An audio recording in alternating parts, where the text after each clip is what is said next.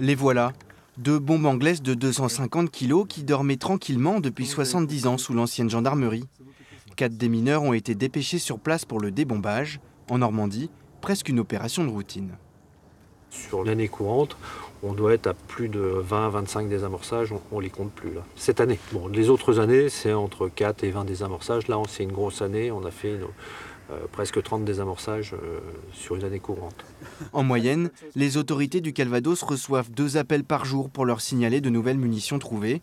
La préfecture appelle à la prudence. On ne touche à rien, même lorsqu'on croit connaître, être collectionneur par exemple, et connaître les munitions. Il y a eu des accidents mortels de gens, il y a quelques mois, dans le Calvados, qui avaient des munitions mais qui n'étaient pas inertes. Donc il faut laisser ça aux professionnels et prévenir tout de suite lorsqu'on découvre quelque chose.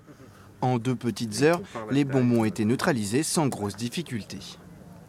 Donc on a dévissé, on a extrait donc le pistolet 30 à l'intérieur, et donc il y avait le détonateur qu'on a détruit par la suite. Pour cette opération, les rues ont été bloquées dans un rayon de 270 mètres autour du site. Les logements ont été évacués. Un lieu d'accueil pour les habitants a été mis en place à la mairie. On a été prévenus par tous les moyens possibles.